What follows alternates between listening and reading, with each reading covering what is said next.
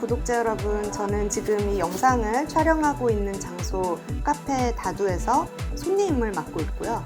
지난 2년 동안은 전국 대학원생 노동조합이라는 조직에서 1기 위원장으로 일했던 구스라라고 합니다. 오늘 이렇게 제 옆자리에 한 분의 손님을 모시고 영상을 촬영하게 된 이유는요. 코로나 사태와 대학, 그러니까 코로나 전국과 대학 혹은 재난 전국과 대학이라는 주제로 그동안 대학 사회 내에는 어떤 사건 사고가 있었는지, 그리고 좀 더 확장해서 이 대학 내에 있는 어떤 상시적 재난 상태, 그리고 우리가 이런 상태들을 어떻게 생각할 것인가에까지 좀 생각을 확장해보는 그런 기회가 됐으면 해요. 먼저 소개를 드릴게요. 네. 자, 본인 소개를 하시죠. 네, 안녕하세요. 저는 강태경이고요. 이름은 강태경이고 전국 대학원생 노동조합에서 수석부위원장으로 이제 구스라 위원장님하고 같이 활동을 했었고요. 지금은 이제 정책을 맡아가지고 이제 정책위원회의 정책위원장으로 있습니다. 학교는 뭐 학교까지 얘기할 필요는 없는, 학교는 저희 옆 동네에 있는 고려대학교에서 정책외교학 공부하고 있고, 이번에 이제 코로나19 상황 때문에 발생했던 대학원의 일들을 그동안 이제 노조에서 뭐 의견들도 모으고 얘기를 듣고 또 사람들 만나서 얘기를 들었던 이야기들을 좀 나눠드리도록 할게요. 그리고 안 그래도 최근에 이제 토론회가 한 2번 정도 있었어요. 그래서 토론회에서 들었던 얘기들도 뭐 같이 얘기해 보도록 하겠습니다. 일단 이 대학 내부의 어떤 사정들이라든지 아니면 전국에 있는 대학들에서 어떤 일이 있었는지를 한 개인이 다 알기는 조금 어렵잖아요. 그렇죠. 네. 이제 일반적으로 별의별 일들이 다 있죠. 일반적으로 코로나19 전국의 대학의 변화라고 하면은 우리가 이제 가시적으로 볼 수 있는 게 뭐 건물에 출입을 할 때 이제 굉장히 꼼꼼하게 그렇죠. 이름을 적는 경우도 있고 제가 다녔던 학교는 아예 이 출입 카드를 찍고 들어가면 그걸로 전산 기록을 남기는 식으로도 했었어요. 그리고 출입 신청을 미리 해놓고 들어가야 이제 열리고 평소에는 기본적으로 닫혀 있는 그런 식이었죠. 그러니까 드나드는 사람에 대한 어떤 관리와 통제가 더 철저해졌다. 그리고 혹은 뭐 개강이 미뤄지면서 많은 강의들이 온라인으로 진행이 됐다. 그렇죠. 이제 이 정도는 아실 것 같아요, 대부분. 근데 이제 일단 이런 얘기는 조금 이따가 하고. 네. 이번 코로나19 사태와 관련해서 이제 대학 내에서 있었던 좀 어떤 직접적인 사건, 사고와 쟁점들 소개해 주실 만한 게 있으면은 일단 하나 얘기를 좀 해주세요. 일단은 제일 먼저 떠오르는 건 대학교에서 이제 언제까지 이걸 할 거냐가 아무도 모르는 상황이었잖아요. 그러니까 처음에 3월 달 개강이 미뤄지게 됐을 때 이게 좀 심각하지만 원래 얘기는 중간고사 칠 때쯤이면은 오프라인으로 할 것 같은데 그럴 수 있지 않을까? 약간 이런 희망들을 가지고 시작을 했었어요. 근데 시작할 때쯤에 이제 막 빵빵 터지고 이제 미국이 통제를 못 한다는 것들이 점점 선명해지면서 이거 중간고사 쫑친 거 아니냐. 쫑친 게 뭡니까? 쫑친 게 지금. 중간고사는 네. 물 건너 갔다. 오프라인을 못 본다. 이런 얘기들이 슬슬 나오기 시작하면서 원래는 중간고사쯤에는 괜찮을 것 같은데 라는 것이 아예 이제 다음 학기는 과연 오프라인 강의할 수 있는가 이런 얘기들이 나오게 됐고, 문제는 이제 학생들의 불안감인데 언제까지 하는 거야 라는 게 아무도 모르니까 학교가 그렇다고 잠정적으로 날짜를 딱 정해준 것도 아니었고, 그래서 이제 차일피일 미뤄졌죠. 그것이 좀 더 괴롭게 나타난 건 기숙사에 있는 친구들. 그러니까 기숙사를 열질 못했어요. 왜냐면 서울대에서 기숙사 열었다가 한 방에 걸렸잖아요. 그러니까 이제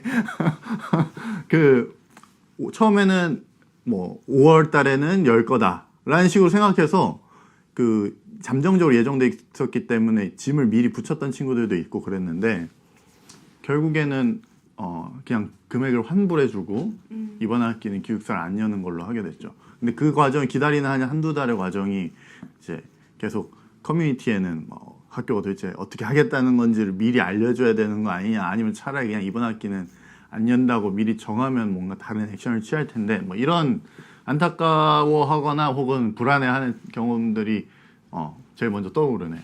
이게 평소에, 그러니까 상시적인 상황에서는 사실 뭐 상상하거나 그쵸? 가정해본 적 없는 상황이기 그렇죠. 때문에 이게 진짜 웃겼던 게, 제가 좀 이렇게 숙제를 미루는 편이에요. 어렸을 때부터. 그래가지고 원래 초중고를 다닐 때도 방학 숙제가 있잖아요.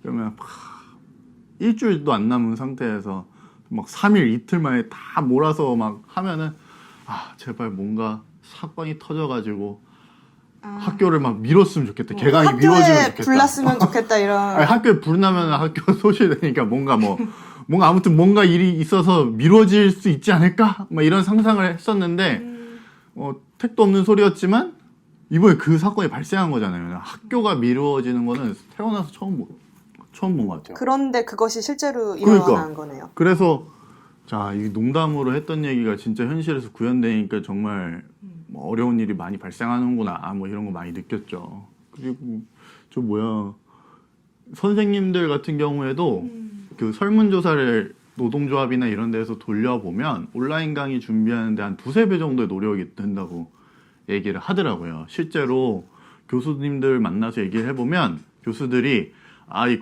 온라인 강의가 뭐 수업의 질이 좋고 어쩌고는 잘 모르겠지만 교수들 공부시키는 데는 좋은 것 같다, 이런 얘기들을 해요.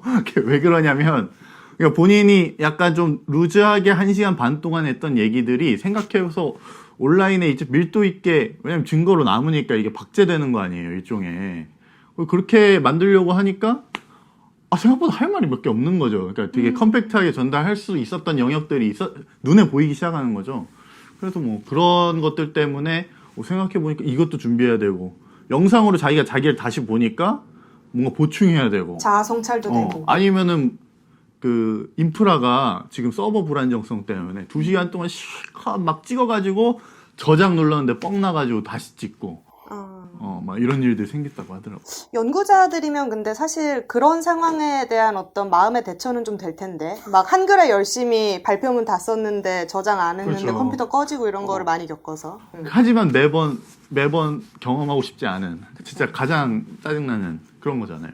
또 눈에 띄었던 풍경 중에 하나가, 그러니까 그동안 대학들이 사실 뭐 코로나19나 어떤 재난 상태와 무관하게 온라인 강의 비중을 많이 늘려온 건 사실이잖아요. 그렇죠. 예. 근데 이제 그런 온라인 강의들 같은 경우에는 사실 그 대학에서 좀 지원을 해줘서 뭐 관련 촬영팀이 이렇게 다 준비를 해놓고 대학원생 조교들이 교환을 만들어 놓고, 물론 교수님이 직접 하는 경우도 있을 수 있지만 이제 교수님은 이렇게 세팅돼 있는 카메라 앞에 앉아서 말씀만 하시면은 이게 온라인 강의가 성립이 됐는데, 이번에는 모든 강의를 그렇게 온라인으로 돌리다 보니까 안 되는 거지. 네, 직접 해야 되는 상황이 됐어요. 맞아요. 그래서 좀 눈에 띄었던 풍경이 이 교수님들 사이의 어떤 커뮤니티 같은 데서 막 그런 전문 용어들, 뭐 편집에 대한 어떤 프로그램을 얘기하면서 뭐 어떻게 쓰는 거냐, 뭐 이런 질문들이 오가고, 그 중에 또 좀 젊고 이런 부분에 대해서 이해도가 높은 교수님이 뭘 알려주면 다들 막 오 역시 이렇게 하는 찬양하는 분위기도 있었던 것 같아요. 맞아요. 저번에 이제 전교조 선생님들하고 얘기를 해볼 때는 그런 얘기들이 나오더라고요. 그러니까 이게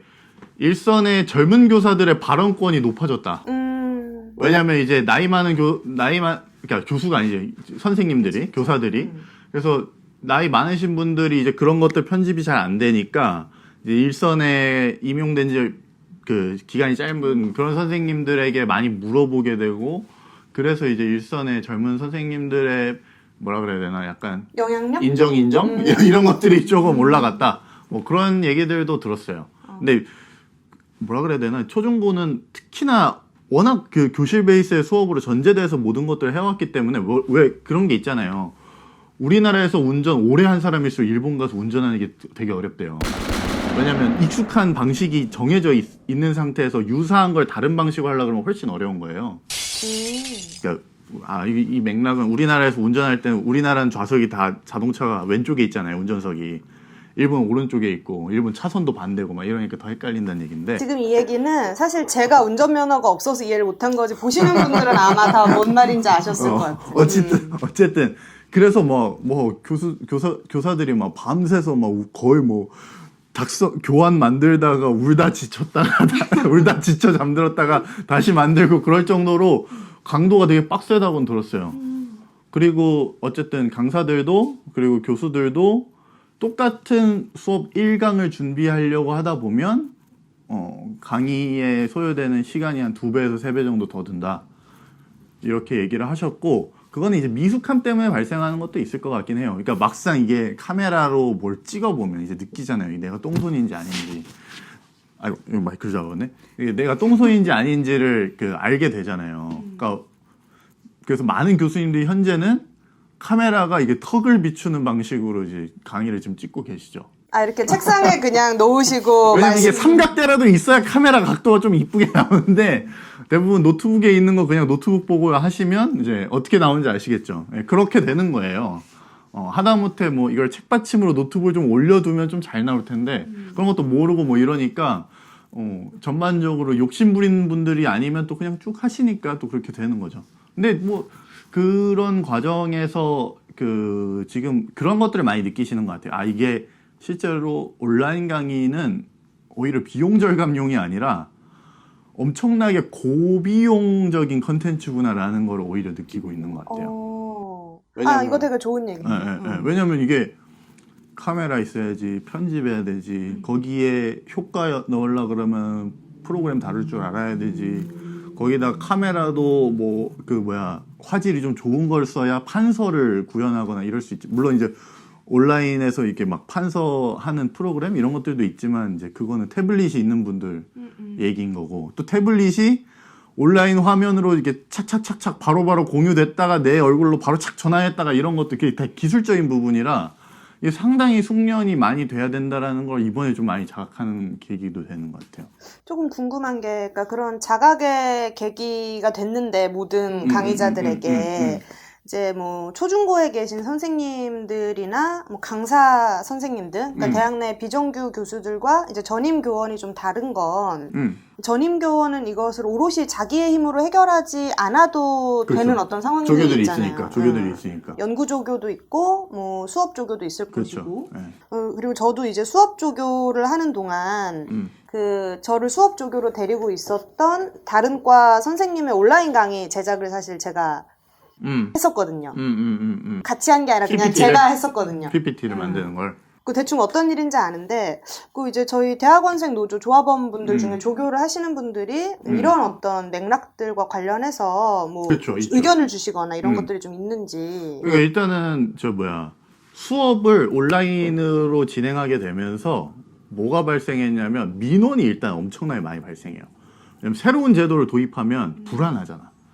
선생님 저 출석된 거 맞아요? 막 이런 거부터 시작해가지고 엄청 많이 와. 진짜로 많이 와요. 수업 끝날 때마다 이메일이 한 5-6개는 기본적으로 쌓여요. 수업 끝나자마자. 그렇기 때문에 그거들 대응하는 게 일단 처음에 되게 어려웠어요. 어느 정도냐면 처음에 이제 시작을 하면 교재가 있잖아요. 근데 이제 온라인 강의 위주로 하면서 지역에 있는 친구들이 서울로 안 왔어요. 혹은 이제 지방에 있는 학교들은 지방에 있는 학교에 학생들이 안 왔던 거죠. 그러니까 어떻게 돼? 교재를 못 구하는 거야. 그럼 리딩을 올려놨더니 리딩을 읽을 수가 없는데 제가 못 읽어가면 수업에 참여 못 하나요? 왜냐면 1학년들은 대학교가 어떻게 돌아가는지 모르니까 그냥 수업만 들어도 된다는 걸 몰라요. 그러니까 뭐 하다못해 리딩 읽어오면 좋은 건데 그걸 못 읽는다 수업을 못 따라가진 않는다. 하지만 리딩이 권장사니까 읽어라. 그러면 전 책이 없어요. 갈 수가 없어요. 또 교재들이 뭐 시중에서 그냥 구할 수 있는 책이면 사서 봐라 뭐 이렇게 할 수도 있는데 뭐 영어로 된 원서야. 그러면은 뭐 보통은 학교 도서관에 이제 지정도서실이라는데 비치해두고 그래서 복사를 쭉 뜨죠. 복사하고 싶은 사람들 복사하고 원래 이제 또 그걸 공동의 힘으로 제본을 떠가지고 한꺼번에 그 복사집에서 복사해가지고 쓰는 경우들도 있는데 그거를 거기서 찾아가면 된다 이렇게 하니까 저는 대구에 있는데 갈 수가 없어요. 뭐 이런 거 있잖아요. 그러면 이제 보내주고 복사집에도 뭐 그런 문의가 계속 들어오니까 배송해주면 안 되나요? 뭐 이렇게 하는데 뭐 거의 뭐 홈쇼핑이야? 그럼 안 되지. 그러니까 조교들이 보내줘야 되는 거죠. 그래서 복사집 아저씨들도 조교들이 엄청 들락날락했나봐요. 복사집에 불쌍히 여기시고 뭐 복사 같은 거 한 넉 장, 5장은 그냥 해주시더라고요. 그리고 어떤 민원이 또 많냐면 출석과 관련된 민원이에요. 이게 전산 출석인데 한동안 서버가 불안정했어요. 서버가 불안정하니까 내가 계속 튕겨. 그러면 전 튕겼는데 제가 안 들어가려고 안 들어간 게 아니에요. 그러면서 이제 막 이메일을 남기죠. 그러면 어떻게 될까요? 그러면 제가 수업 조교로 들어갔던 선생님은 이번에 온라인 그것 때문에 무슨 문제가 여러 가지 발생할 거니까 그냥 저한테 일임하시고 그래서 저는 원칙적으로 이게 기술적인 문제 계속 발생할 거기 때문에 그거 가지고 깎고 네가 없었던 거니 이런 소리 안 하고 그냥 메일 보내셨으면 됐다 이렇게 해서 이제 툭툭툭툭 넘어갔거든요. 근데 만약에 그걸 기준을 세우려고 그러면 오히려 어려운 거죠. 근데 이것도 참 논란의 지점이 될 수 있을 것 같은 게 사실 지금의 대학 수업, 특히 대학원은 좀 다르지만 학부 수업이라는 거는 사실 굉장히 명확한 학점 분포에 대한 퍼센티지 정해져 있고 철저한 상대평가를 통해서 학생들을 쭉 이렇게 줄 세워서 학점을 주는 방식이다 보니 아마 학생들이 그렇게 출석 여부가 잘 체크됐는지에 민감한 것도 그런 문제일 것 같고. 맞아요. 맞아요. 그 상대평가를 여전히 고수하는 분들도 계시기 때문에 우리 학교는 좀 적어요. 우리 학교는 절대평가 도입 많이 해가지고 했지만 이제 불안한 거지. 게다가 입시를 막 통과한 1학년들이 물어볼 데가 없는 거예요. 물어볼 데가 조교 말고는. 그러니까 조교한테 이메일 계속 보내. 그래서 왜냐면 선배님들한테 부탁하거나 해요. 책 제본도 그 배송을 그렇게 부탁할 수 있으면 해주라고 내가 공지를 올렸더니 한 대여섯 명이 쭉 오는 거예요. 저는 부탁할 사람들이 없어요. 이번에 입학해가지고 선배도 많은 사람이 없어요. 그럼 보내주고 그래야 되는 거죠. 그러니까 수업을 들을 때 당황스럽거나 헷갈리거나 이런 것들도 이제 2, 3학년들은 이제 1학년 때 했던 경험에 비춰서 그냥 할 텐데 이제 그렇게 못하는 분들이 많이 있고 그래서 제일 재밌는 게 아마 오프라인 캠퍼스가 본격적으로 열려서 이제 학과 차원의 원래 모임도 하고 그 행사도 갖고 그러잖아요. 그러면 그 어색함. 나는 이미 1학년 말인데 이제 와서 우리는 반가워요 이렇게 해야 되는 상황인 거죠. 그래서 어떻게 보면 이 연공서열적 위계라 그래야 되나? 대학이 원래 갖고 있었던 1년도 선후배 따지고 이랬던 것들이 훨씬 더 많이 그동안 많이 줄어들었지만 이 기회에 훨씬 더 많이 줄어들 것 같고 아까 전에 말한 그 통제가 더 어려워지는 거예요. 그러니까 출석 가지고 따질 수가 없는 거예요. 뒤집어 얘기하면 만약에 내가 따지면 아이고 컴퓨터가 잘못했지 내가 잘못했냐 인터넷 우리 집에 깔아줄 거냐 이렇게 나올 거 아니에요. 그러니까 그렇게까지 나오진 않을 것 같긴 한데. 그러니까 내 말은 학교에다가는 그렇게 하죠. 에브리타임 이런 데는 엄청 심하대요. 그래서 서버가 불안정하게도 내 잘못이냐 이렇게 나올 테니까 당연히 출결을 꼼꼼하게 못 따지고 그 말은 즉 수업에 참석하냐 안 하냐를 가지고 통제하는 게 어려워지는 거예요. 기술적으로.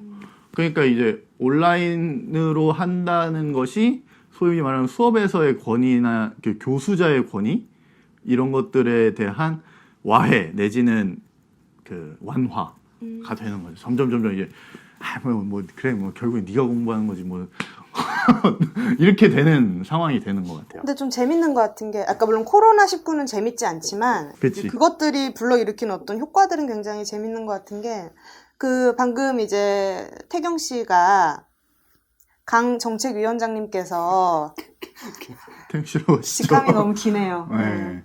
강태경 씨가 이 오프라인에서 학생들 사이에 접촉이 없다 보니 1년이 다 돼간 시점에 만났을 때 그 선후배 사이에 위계 따지고 이런 것들 많이 완화되고 와야 될 거다라고도 말씀하셨고 그랬는데 저는 그런 지점도 좀 재밌는 것 같아요. 그러니까 대부분의 전임 교원들은 사실 나를 바라보는 어떤 다른 사람의 시선이 있다, 나를 평가하는 다른 사람의 시선이 있다, 이런 것들을 별로 그렇게 의식하면서 살지 않아도 되는 삶을 그동안 살아왔잖아요, 대학 내에서. 그렇죠. 그들이 가진 권력의 크기가 그랬고, 그 작동 방식이 그랬는데, 이 모든 전임 교원들이 다 온라인 강의를 하고, 그런 일련의 과정들을 거치다 보면, 뭔가 나도 평가받는 입장에 설 수 있다라는 거? 그러니까 기존의 강의 평가에서는 느끼지 못했던, 시선이 생긴다. 그쵸. 그럴 수 있을 것 같아요. 실질적인 시선이 생긴다. 그렇죠. 아무래도 물론 오프라인 강의 때 강단에 섰을 때의 두려움 이런 것도 원래 있다고는 하시는데, 그러니까 이 상대방이 나를 어떻게 보고 있는지를 알 수 없는 것 때문에 생기는 불안감이 있는 거죠. 그렇죠. 그리고 그 다음에 이제 내가 박제될 거다. 뭐 그런 불안감. 그 다음에 이게 영상들이 본격적으로 유통되기 시작하면 내가 비교당할 거다라는 불안감 때문에 다른 선생에 대한 고려를 우리 캠퍼스 내 우리 학과 선생님들이 아니라 전국에 있는 교강사들 혹은 해외에 있는 사람들까지 염두에 두면서 이제 움직여야 되는 상황이 생길 수도 있다고 보여져요. 아, 그리고 선생님들이 이렇게 교단에 서 계시고 내가 약간 낮은 위치의 책상에 앉아서 강의를 들을 때 어떤 감각이랑 내가 노트북 화면을 보고 있는데 그 노트북 화면 안에 카메라 앵글을 잘못 잡으셔서 이렇게 턱 밑으로 나오는 선생님을 볼 때 감각은 또 좀 다르기도 할 것 같아요. 그렇죠. 맞아요. 그러니까 뭐라 그래야 되나, 영상화되는 그 모습이 훨씬 더 기존의 어떤 권위로 상상되는 이미지랑 다른 거예요. 아우라가 많이 희석되는 거지. 우리 노조 처음에 축전 영상을 박노자 선생님한테 받았잖아. 근데 그 박노자 선생님이 핸드폰으로 찍었잖아. 핸드폰을 이렇게 밑에 책상 두고 위에 이렇게 두고 책상 위에 이렇게 찍으니까 이렇게 나왔죠, 영상이.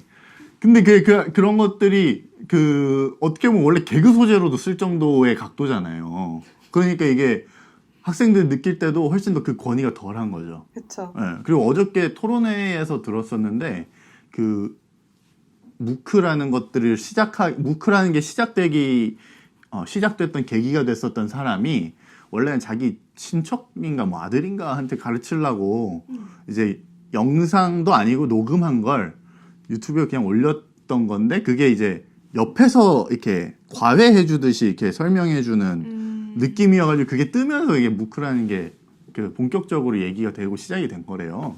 그러니까 이제 매체 때문에 생긴 어떤 각도의 차이, 시선의 차이가 그 권위의 상징들을 이렇게 좀 뒤바꾸게 되고 거기서 생기는 효과가 분명히 있을 것 같아요. 그리고 뭐 어저께도 재밌게 들었던 게 오영진 조합원님 통해서 들은 건데. 오영진 조합원님 굉장히 네. 기계 비평하시고 뭔가 기술적인 부분에 대해서 밝으시고 사유도 좋은 분이죠. 네. 이번 코로나 전국 때문에 생기는 이 강의 일반을 온라인 강의라고 부르는 건 좀 어폐가 있대요.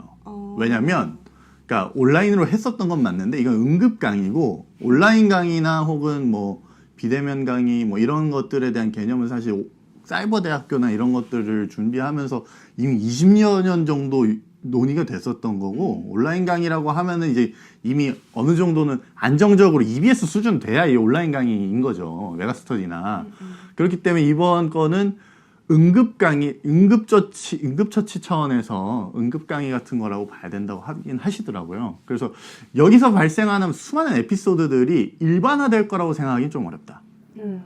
아마 이게 또 품질 높이기 위한 관리나 이런 것들이 훨씬 더 많이 들어가고 그렇게 되면 소위 말하는 일반화된다고 하더라도 온라인 강의가 지금의 막 이런 중구난방의 그런 것들이 일반화된다기보단 조금 더 기존에 있었던 방식이나 아니면 좀 더 훨씬 더 세련된 방식으로 그리고 아마 매체가 정해지고 나면 매체의 특성을 파악한 다음에 또 그 내에서 권위를 세우는 방식들이 또 새롭게 발굴이 될 거예요. 아마 뭐 정치인들은 다 온라인 매체로 쓰는데 뭐 TV 광고하고 뭐 그런 것들 결국엔 영상 매체잖아요. 그러니까 아마 그런 것들이 대학에 도입되는 데 시간 소요는 걸리겠지만 뭔가 그런 것들도 같이 도입이 되겠죠. 관전 포인트가 될 수 있을 것 같아요. 그러니까 요번에 이 응급 강의, 소위 말하는 그렇지. 온라인 응급 강의의 경험으로 인해서 그동안 감각하지 못했던 어떤 것들이 남기는 흔적, 그러니까 그렇지. 일상성이 다시 회복되더라도 그런 것들이 남기는 흔적과 그렇죠. 또 역으로 방금 이제 오영진 조합원님 말씀하신 것처럼 어떻게 해서든지 그 안에서 전통적 의미의 권위라던가 그런 것들을 다시 세우려고 하는 어떤 힘? 그렇지. 같은 것들이 이제 어떻게 서로 관계를 다시 맺게 될지 이런 것들 굉장히 관전 포인트인 것 그럼요. 같은데. 그리고 이게 에브리타임이나 이런 데서도 이게 사실 화면 캡처는 굉장히 쉬운 거잖아요. 그러니까 거의 이제 전국의 교수 강사들은 자기의 흑역사 하나씩 2020년에 다 같이 찍고 가는 거다. 짤방을 하나씩. 그러니까 마치 이건 한국 전쟁 때 계급적 양반 상놈 구도가 깨진 것처럼 혼란의 구도가 생기는 다 같이 그냥 뭐 흑역사 하나씩 남기고 시작하게 되는 게 될 거라서 그런 것이 미치는 어떤 새로운 변화 이런 것들도 하나의 관전 포인트가 될 것 같긴 합니다. 약간, 말씀하세요.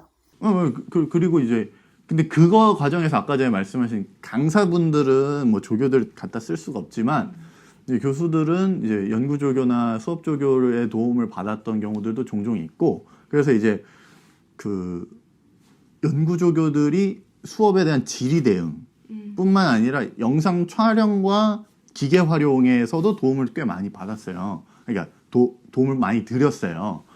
그쪽의 노동들이 사실 굉장히 많이 필요하다는 게 이번을 통해서 확인이 됐고 만약에 이번에 한 학기 정도 더 한다. 그리고 영국처럼 뭐 내년 상반기까지도 할 수도 있다. 뭐 이렇게 되면은 이제 그 노동을 어떻게 해결할 거냐라는 부분들이 주요 쟁점이 될 거예요. 사실 그동안 연구 조교들이 해온 일이 뭐 응급 강의의 어떤 국면이 아니었어도 굉장히 많기는 했잖아요. 그렇지. 그리고 이게 또 얘기하기가 애매한 게 그 연구 조교나 수업 조교를 부리는 교수의 인격과 어떤 의식 수준에 따라 이 조교들의 노동 강도가 완전 판이하게 갈렸었잖아요. 그렇죠. 네, 그러니까 평균이라는 게 사실은 대학 내에 거의 없었는데 그렇지. 쓰기 나름인 거지. 약간 랜덤 박스 같은 느낌인 거죠. 잘 뽑으면 좋은 건데 이제 꽝이면 큰일 나는 거고 이제 이런 라이스 이즈 상황에서 초콜릿 박스. 그거에 My mom always said life was like a box of chocolates.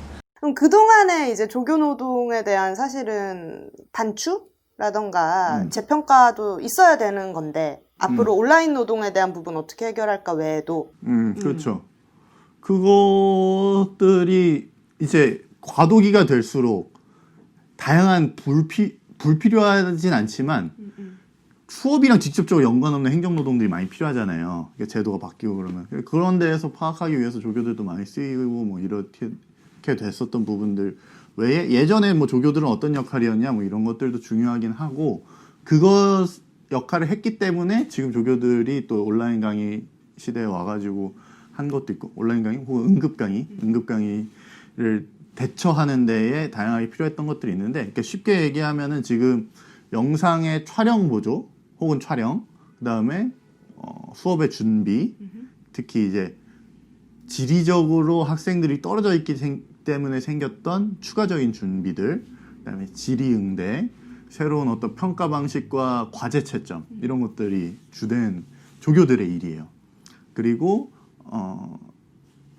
과제라는 것이 지금 아직 성적도 평가도 하고 뭐 해봐야 되겠지만 어떤 거냐면 온라인으로 우리가 수업을 하는데 기존의 권위를 갖고 있는 이런 평가 방식이나 이런 것들의 관성 내에서 하고 있기 때문에 너가 수업을 듣고 있는지 안 듣고 있는지 확인을 해야 되니까 뭐 감상문을 쓰라고 하시나? 그 퀴즈 같은 걸 내요. 우리 지도 선생님은 퀴즈를 내셔서 한 3개 또는 2개 내셔서 뭐 한두 줄씩 쓰라고 하는 거긴 한데 그걸 누군가 봐야 되잖아. 네, 그러니까 이제 그거를 이제 제가 맡고 있는 거죠. 그래서 선생님도 뭐 최소화하려고 하지만 수업의 질이든 전달의 수준을 파악하려 그러면은 안 할 수는 없고, 그런 것 때문에 생기는 일들이 있죠. 그다음에 이제 온라인 채점 같은 경우에 그래도 우리 학교에서 쓰는 그 블랙보드라는 시스템 그나마 출석은 체크를 해줘요. 네.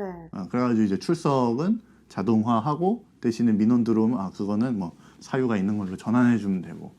그래서 실제로 일이 줄어든 것도 있고 늘어난 것도 있고 그런 거죠. 예전에 그 출석 자체를 제가 이제 현장에 와서 출석을 불렀는데 지금은 그냥 뭐 가만히 있어도 알아서 출석표가 쫙 정리가 돼 있으니까 로그 기록으로 그렇게 되는 부분들도 있죠.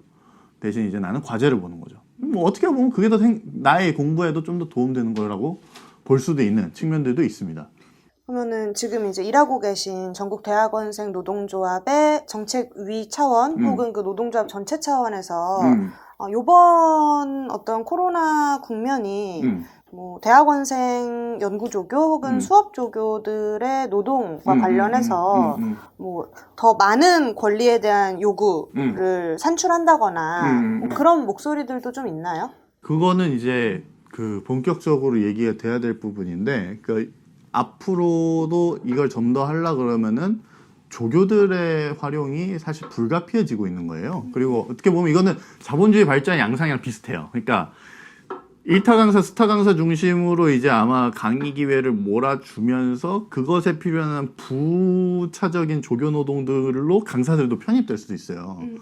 그 말은 뭐냐면 공동 강의제로 하면서 이제 역할이 나눠지게 되는 거죠. 그건 마치 이제 기술이 도입되면 구상을 조금 더 적은 사람들이 하고 네. 그거대로 그냥 시킨 대로 해 쫙쫙쫙쫙 그러면 똑같은 품질의 물건이 쫙쫙쫙 나오는 거랑 비슷한 방식으로 강의 생산도 이루어질 가능성이 있다는 되게 거고. 정교하고 고착화되는 분업 체계 같은 네, 게 도입될 것이다. 그래서 오히려 이게 수업 다각화나 혹은 이제 그 맞춤형 어떤 수업이나 이런 것들의 필요성을 미리미리 좀 제기할 필요는 있을 것 같아요. 그 다음에 이제 조교들의 일들도 사실 이게 수업을 준비하는 그런 세부 기술들을 하나하나씩 해봐야 나중에 교수자가 될 때 이제 그걸 다룰 수가 있게 되는 거니까 그런 역할의 조교 일을 적극적으로 어필해가지고 그런 거를 이제 등록금을 충당하든 혹은 돈을 버는 일로도 만들고 적정하게 책정해서 임금도 주고 그래서 이제 학업이랑 병행해가지고 그 일을 할 수 있는 방식으로 계속 해나가야 되지 않을까 이런 생각들을 하고 있죠. 이제 대학원을 경험하지 못하신 분들도 보실 수 있으니까 하나를 여쭤보자면 이제 지금의 대학원생 조교들이 학교로부터 받는 돈은 근로장학금인 거잖아요. 그렇죠. 임금이 아니고. 네. 그 사실 지키지 않아도 되는 기준들이 되게 많죠. 최저시급 같은 것도 안 지켜도 되고 뭐 여러 가지 줘야 될 휴가라든지 이런 것들도 안 지켜도 되는데 이제 이런 상황에서 지금 수업 조교들이 한 학기에 보통 얼마 정도 받는지. 그 등록금 대비 비율로 많이 받죠. 그래서 등록금의 100%를 받는 사람, 뭐 50%를 받는 사람, 그다음에 뭐 20%를 받는 사람 이런 식으로 이제 등급이 70%를 받는 사람 이런 식으로 등급이 나눠져 있고 그다음에 이제 그 등급별로 요구되는 시간이 달라지는 거죠. 그래서 이제 교육부에서 요구했던 조교 복무 협약서가 이제 학교에 전반적으로 지금 퍼지고 있거든요. 그래서 이제 그걸 쓰는 곳들은 뭐 주 20시간 미만, 뭐 주 몇십 시간 미만 이런 식으로 이제 자기가 받는 등록금 대비 100%면은 주 20시간 미만 뭐 이런 식으로 이제 슬슬 룰이 이제 만들어지고 있는 상황인 거죠. 그리고 이제 뭐 그 다음에 그 협약서의 내용을 계속 고쳐가는 방식으로 아마 노조들이 활동을 해야 될 것 같아요. 이런 협약서가 사실은 그냥 굉장히 형식적인 거라고 생각을 할 수도 있지만 의미가 있는 게 방금 룰들이 만들어져 가고 있는 시점이다라고 말씀도 하셨듯이 이제 사실 제가 수업 조교를 했을 때는 정해져 있는 근무 시간이 없었어요. 근데 이 말은 무슨 뜻이냐? 교수가 원하면 그냥 아침부터 일 끝날 때까지 뭐 야근이라고 이제 흔히 회사에서 표현하는 그런 일을 했다는 건데 이제 그렇게 일하고 저는 한 학기에 그러니까 6개월에 100만 원의 근로장학금을 받았었거든요. 그러니까 이거를 시급으로 환산하면 얼마가 될지는 모르겠으나 그러니까 이제 이렇게 좀 말도 안 되는 어떤 거의 고강도 뻥튀기급이었네. 시급이 거의 뻥튀기. 아이고 참. 네, 날 아무튼. 동정하지 마요. 어쨌든. 네. 동정한다기보다는 아이고 참 빡셌겠다. 근데 이게 저만의 경험은 아니고 이제 아마 이런 어떤 수업 조교나 연구 조교의 노동에 대한 사회적 담론이 형성되기 이전에 조교 생활을 했던 많은 대학원생들이 공유하는 경험일 거라고 저는 생각을 해요. 그렇죠. 네.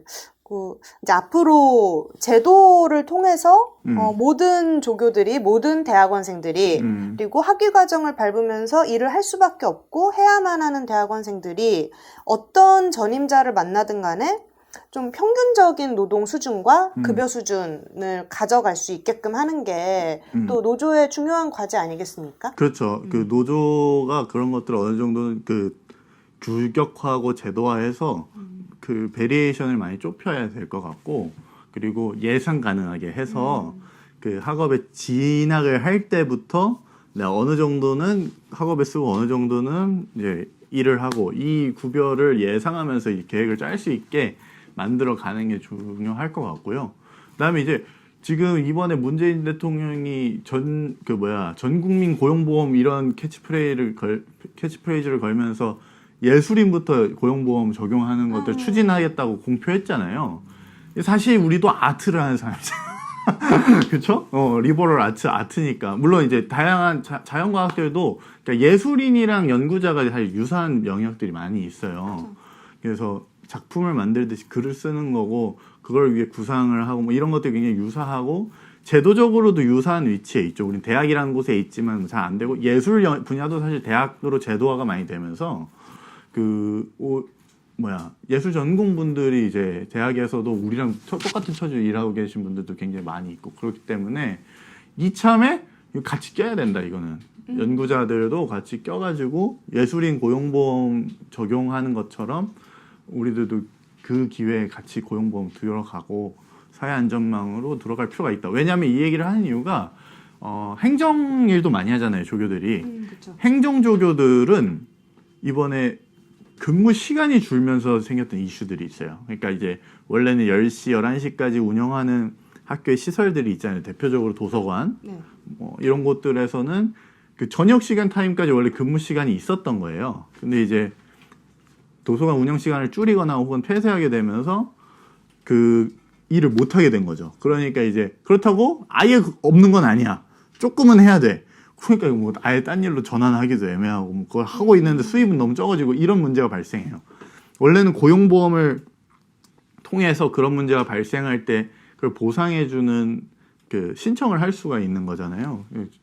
그것들이 이제 대학원생이든 아니면 학부생도 근로장학생들은 그런 분들이 많기 때문에 그 부분을 좀 어필을 이번에 해야 될 것 같아요. 이 코로나라는 어떤 특수한 국면과 관련해서 또 좀 제 눈에 띄었던 대학가 소식 중에 하나가 그 얼마 전에 대학원생 노동조합에서도 성명을 냈었잖아요. 포항공대? 네. 그래서 어떻게 보면 학교가 폐쇄를 했는데 학교가 폐쇄를 한 상황에서 그 연구실 나오라고 한 거죠.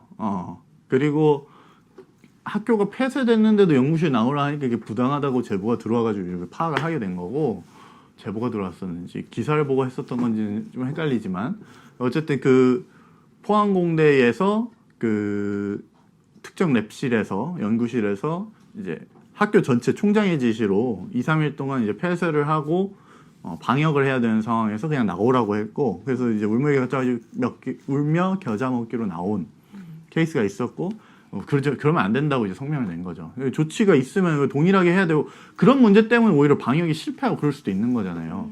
그러니까 이게 약간 좀 어떻게 쉽게 얘기하면 노예 취급을 한 건데. 네, 그럼에도 그러니까 총장 지시가 있었음에도 불구하고 랩에 나오라고 이제 연구 책임자가 지시했던 거는 그 과제를 계속 돌려야 되기 때문에 그랬던 거죠. 아마 그랬었겠죠. 근데 어떤 맥락인지까지 디테일하게는 몰라요. 디테일하게는 모르고 다만 이제 나오라고 해가지고 나와서 했던 거고, 그래서 이제 문제가 발생했던 거죠. 그래서 그런 조치가 일괄적으로 벌어지는 조치에서 차별이 있으면 안 된다. 그런 취지로 이제 성명이 나갔고, 사실 이게 좀 복잡한 건 있어요. 그러니까 연구실에 계속 있고 싶어하는 대학원생들이 많이 있어요. 또 이게 졸업이랑 연결돼 있고 이번 학기를 알려면 그냥 시간이 늦어지는 거니까.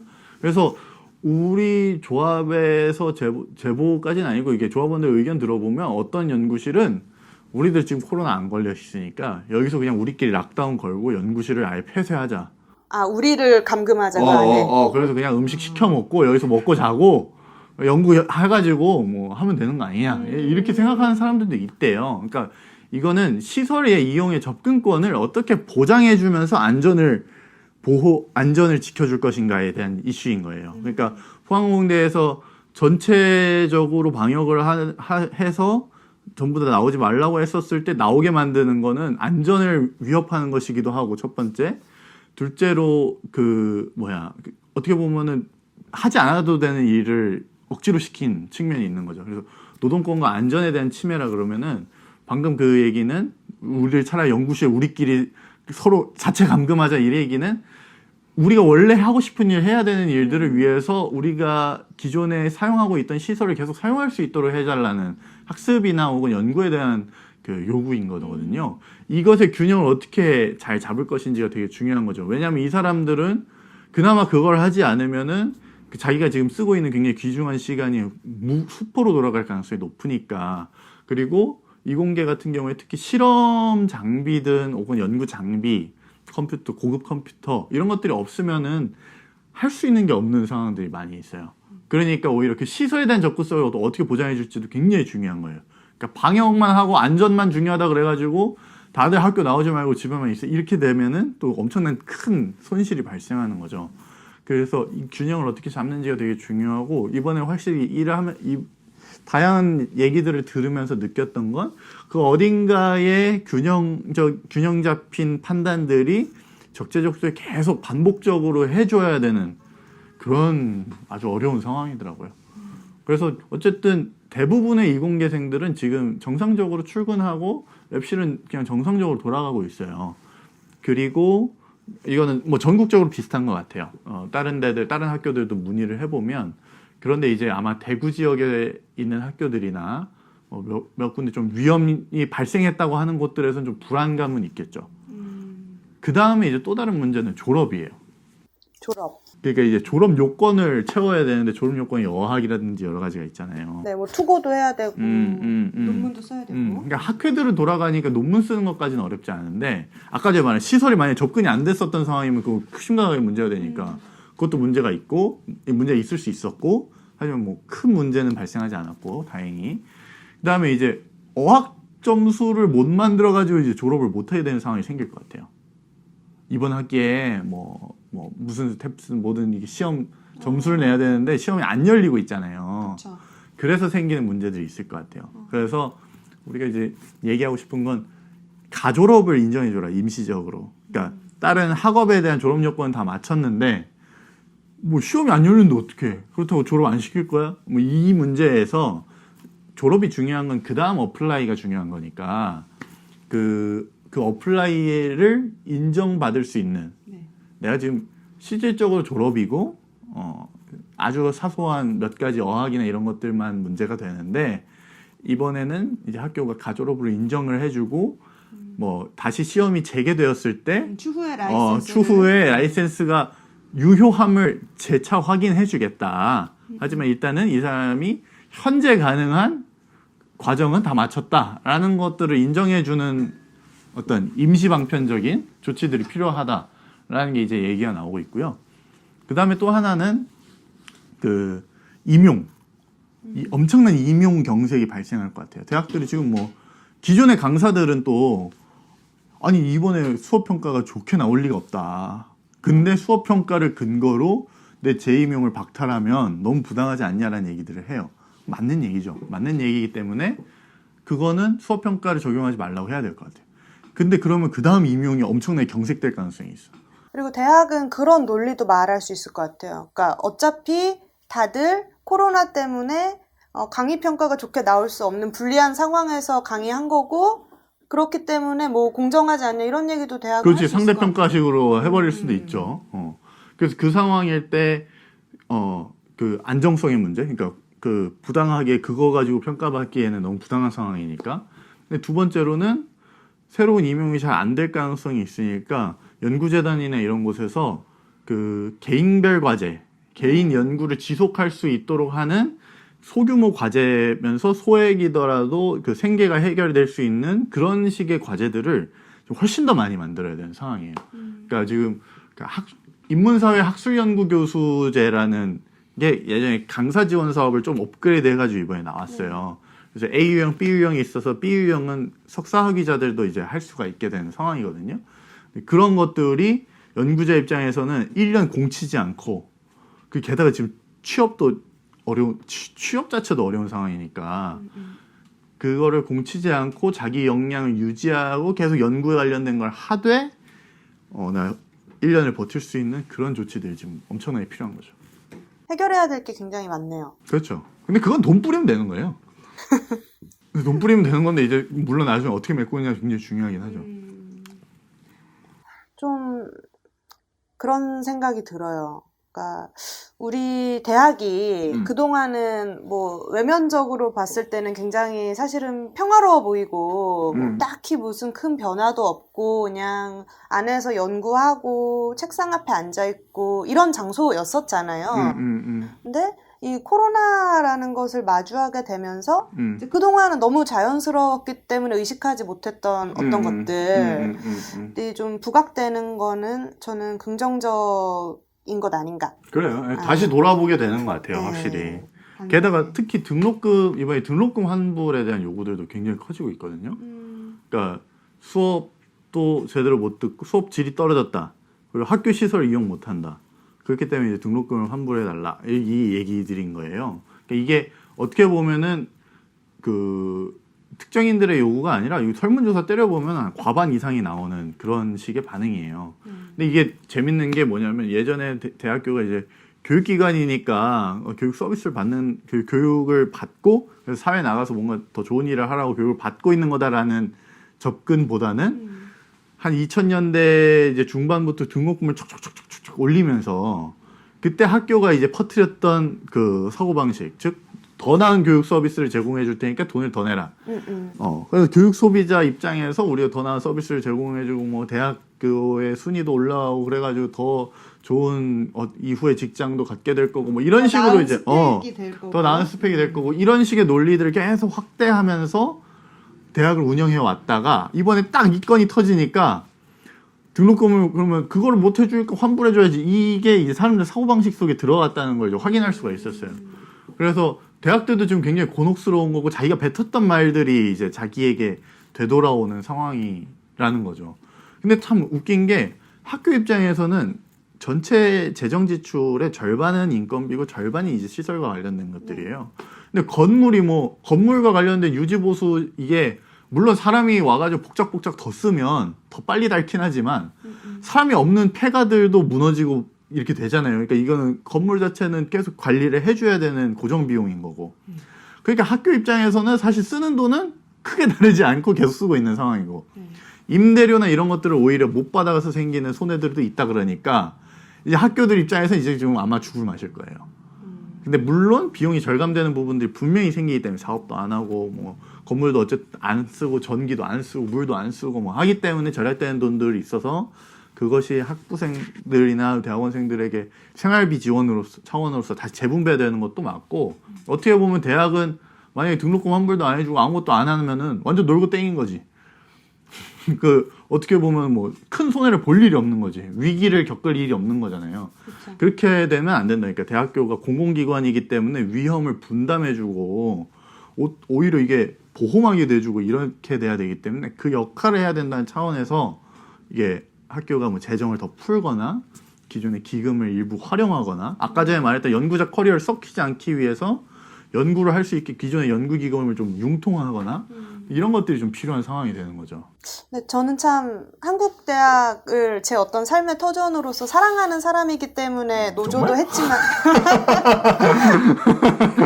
알았어요. 노조도 했지만 이제 그 노조를 하면서도 그렇고 그 이전에 학내에서 여러 가지 일을 하면서도 느낀 게 이 너무나도 당연한 어떤 책무 혹은 교육기관의 도덕성 같은 것들에 대한 요구가 사실은 실제 대학을 설복시키고 움직이게 하는 전략으로서는 참 무력한 경우가 많았잖아요. 그렇죠. 네.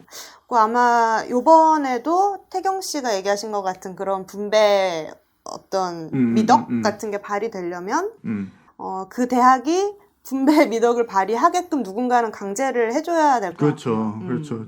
지금 그래서 지금 안타까운 부분이 이제 교육부는 초중고의 개학, 개방, 뭐 그다음에 이제 수능이라는 이제 엄청나게 그 우선순위가 압도적으로 높은 건에 지금 너무 집중돼 있어서 대학을 어떻게 운영할 건지에 대해서는 사실 크게 관심이 별로 없어요. 그리고 이제 대학교는 어느 정도 자율적으로 해결할 수 있는 기관이라고 보고 있고 그 자율성도 어느 정도는 또 있기 때문에 그냥 넘어간다고 생각하고 있고 대학교는 이 위기 상황에서 자기들이 뭔가 액션을 처음에 뭐 했다가 이제 그 뭐라 그래야 되나 선례가 돼서 선례가 되거나 혹은 엄청나게 욕먹을 수도 있고 자칫 실패하면 큰 사고가 날 수도 있고 하니까 대학들은 최대한 그냥 안정적으로 뭔가를 하려고 하는 거죠. 그래서 자꾸 물어보기는 해요. 총학생이나 이런 분들 만나보면 학교가 자꾸 물어본대요. 니들 불만은 뭐가 있니? 지금 뭐가 문제니? 그런데 이제 돈이 없는 게 문제예요. 아, 그건 되게 안타깝구나. 힘내렴. 제가 이번에 이제 등록금 협상 테이블에 이제 그 등록금 심의위원회에서 결산도 이제 심의를 하거든요. 그래서 거기를 가보니까 학교도 어느 정도는 예상을 하고 있어요. 그러니까 이게 장학금의 형태가 됐든, 그러니까 명목은 환급은 절대 못 쓰고, 그런 말은 못 쓰겠죠. 대신에 장학금이라든지 아니면 재난 지원기금이라든지 뭐가 됐든 간에 이름은 그런 식으로 바꿔서 뭐 재정의 몇 프로 혹은 그리고 특정 명목의 사업들의 전환 이런 것들을 이제 의논해 볼 수 있다. 의논하고자 한다라고 해서 6월인가 7월에 그걸 이제 다시 열자고 얘기를 했어요. 근데 한 학기는 지나봐야 이게 뭘 어떻게 해야 되는지 알 것 같다. 그래서 이제 일단은 그렇게 이제 제가 있었던 고려대 같은 경우는 그렇게 하기로 했고, 이제 대교협 차원에서 학부생들이나 아니면 교육부랑 지금 대교협 중심으로 교육부랑 해서 무슨 재정과 관련된 협의 테이블이 만들어졌대요. 박수나 한번 치고 시작. 나도 해보고 싶어. 말이 나와서 말인데 그 대학에서 실제로 학생들에게 재난지원금 명목으로 일정 금액을 지급한 사례가 이미 있죠. 그렇죠. 예, 대구가 한동안 엄청나게 코로나가 많이 퍼졌었잖아요. 그래서 대구대랑 계명대가 10만 원, 20만 원씩 학생들에게 이제 재난지원 장학금인가 하는 명목으로 지급을 한 선례가 있죠. 그래서 이제 다른 학교들도 유사한 방식으로는 집행을 하려고 할 것 같아요. 왜냐하면 이게 학부생분들도 결국에는 학부생들 중에 생활비를 해결하는 거는 아르바이트인데 그 아르바이트 보통 학교 인근에서 하잖아요. 그쵸. 학교 인근 상권이 다 죽었잖아요. 그러니까 지금 아르바이트도 많이 줄고 그랬던 상황들도 있고 어차피 그 수입이라는 게 가계 수입에서 충당이 되는 경우도 많은데 가계가 지금 수입이 주니까 대학교가 어쨌든 그동안 적립금이 있는 곳들도 많고 어쨌든 굉장히 큰 공공기관이니까 구성원들을 보호하는 차원에서라도 그런 재난 상황에서의 지원하는 구제 차원의 금융이나 아니면 지원금 이런 것들은 필요하긴 할 것 같아요. 확실히 이런 일들을 계기로 평소에 대학이라는 기관이 거기에 속해 있는 학부생, 대학원생, 비정규 교수, 전임 교수 그리고 또 대학 내에 우리와 같이 장소를 공유하고 대학이라는 어떤 기관을 유지하고 재생산하기 위해 일하시는 많은 분들 계시잖아요. 청소노동자분들이라든지 경비노동자분들이라든지 이런 구성원들을 어떻게 생각하고 있는지가 좀 더 분명히 드러나는 것 같아요. 그렇죠. 그래서 이게 환불이라는 논리가 위험할 수 있는 거는 그걸 만약에 이제 환불해줘야 되는 상황이 돼버리면 결국 어디서 까느냐 인건비에서 깔 가능성이 높다는 거죠. 그러니까 그런 부분들이 발생하지 않으면서 기존의 좀 재원의 버퍼 그리고 이제 일부는 세비의 충당 그런 식으로 결합돼서 그 기금을 어떻게 만들 것인지가 좀 더 뭐라 그래야 되나 정교하고 건설적이게 얘기가 돼야 될 필요는 있을 것 같아요.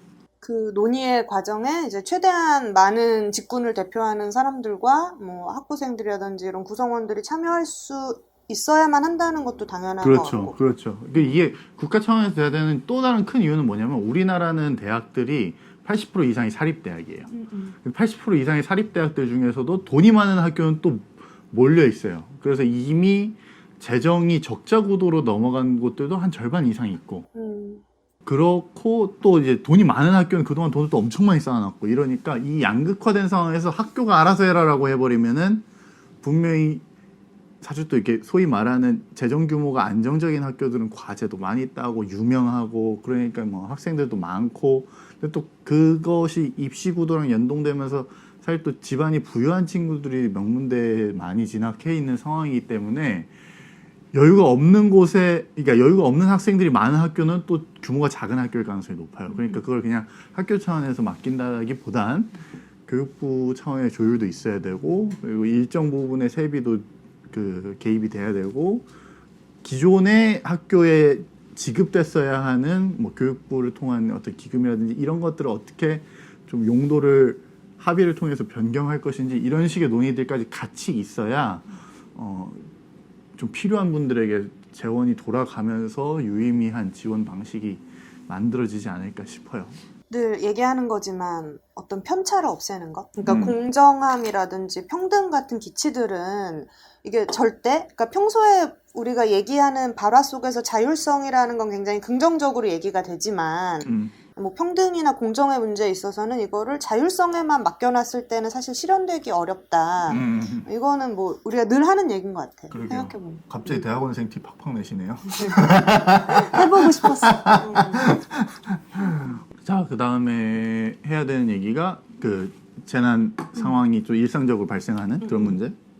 뭐 대학의 구성원들도 사실 각각 좀 처지가 다르고 입장이 다르고 그렇죠. 그렇죠. 어떤 직군에 속해 있느냐에 따라서도 그렇고 뭐 권력 관계에서 어디에 위치하느냐에 따라서도 그럴 텐데 사실 이제 약자에 해당하는 사람들 뭐 저는 대학원생도 그렇다고 생각하는데 여러 이제 뭐 노동자분들, 특히 비정규 노동자분들도 대표적으로 이제 약자에 해당할 것이고, 근데 이런 대학 내 약자들한테는 사실 코로나 이전에도 이 어떤 대학이라는 환경이 꼭 그렇게 안전하지만은 않았다고 저는 생각해요. 그러니까 그렇죠. 이 좁은 의미에서의 재난의 국면과는 좀 구별되는 이 상시적 재난의 국면을 항상 마주하면서 살아갔다고 생각하거든요. 이제 그 좋은 예로 우리가 말을 할 수 있는 게 여기서는 이제 대학원생들한테 좀 한정해서 실험실 안전. 그렇죠. 네, 실험실 안전이 굉장히 큰 이슈죠. 우리 태경 씨가 또 지난 2년간도 그랬고 수석으로 일하는 동안도 그랬고 지금도 계속 하고 계실 건데 이 실험실 안전에 대한 의제를 계속 다뤄오셨잖아요. 다른 뭐 특히 이공계열 학교들의 뭐 대학원 총학생회랑도 협업을 많이 하셨고 그렇죠. 과기원 총학생회들하고 협업을 하기도 했었고 지금 그러니까 연구실의 안전이 그 대학에서 특히 더 위험해요. 그게 그게 굉장히 극명하게 드러나는데, 그러니까 작년에 만들어진 전국 단위의 이제 연구실 안전에 관련된 이제 그 분석 자료가 있어요. 그래서 보니까 전국에 한 4천여 개 정도의 연구기관이 있고, 그 연구기관들 중에 8% 정도가 대학교예요. 한 300 몇십 개 정도의 그 각 학교가 그 하나의 기관인 거죠. 그렇게 돼서 이제 연구실들의 안전사고들의 분포를 보면 그 8%밖에 해당되지 않는 대학교에서 전국 연구실 사고의 81%가 발생을 해요. 그러니까 어마어마한 겁니다. 그러니까 막말로 그러니까 사고 났다 하면 대부분 대학에서 터지는 거예요.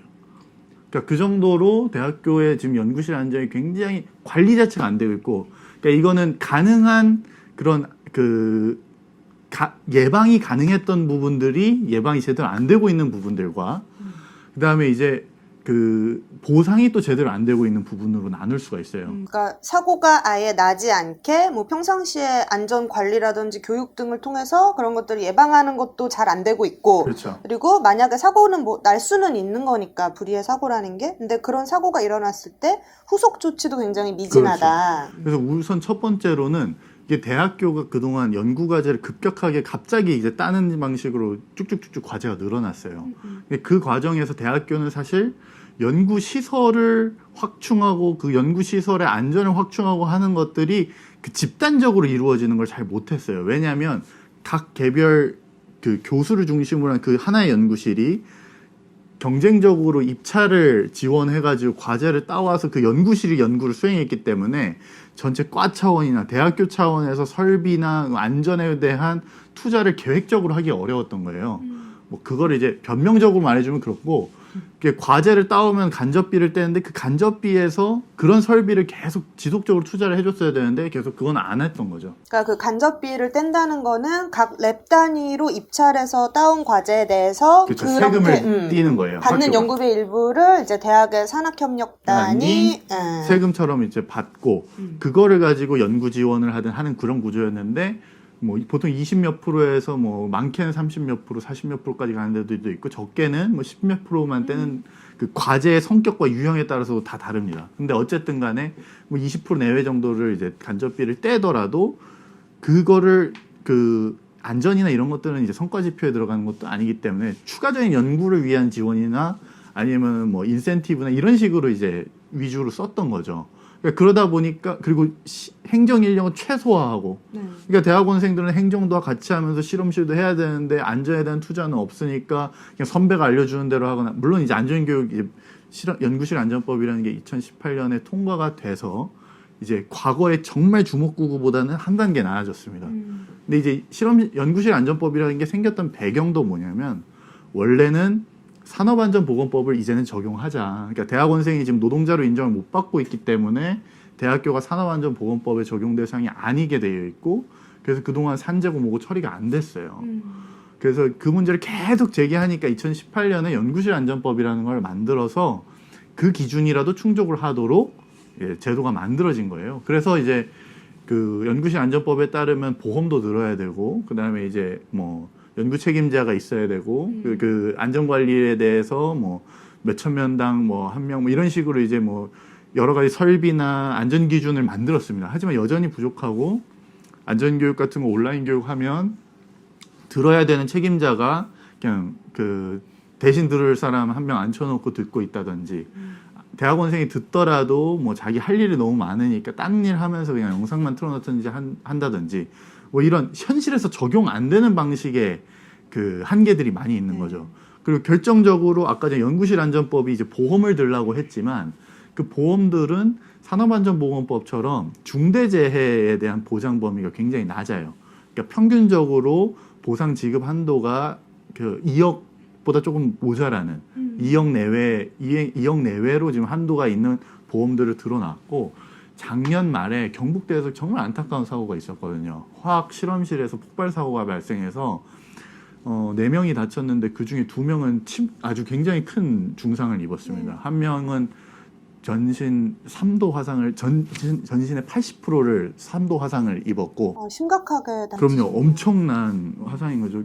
그 생사가 굉장히 불분명했던 시기를 겨우 이제 넘겨서 치료를 하고 있고 한 분은 전신 20%다 화상을 입으셨는데 그런 중대재해가 발생하면 사실 이건 평생 고쳐야 되는 거거든요.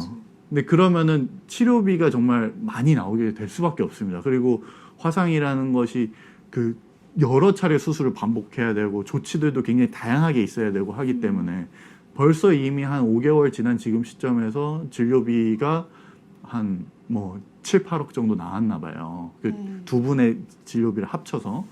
그랬더니 이제 학교에서 처음에는 지급을 보증하겠다고 얘기를 했었다가 말을 바꾼 거죠, 갑자기. 그래서 학교가 이제 더 이상 지급 못 하겠다. 예산이 부족하다는 식으로 이제 나오게 돼 버리는 거예요.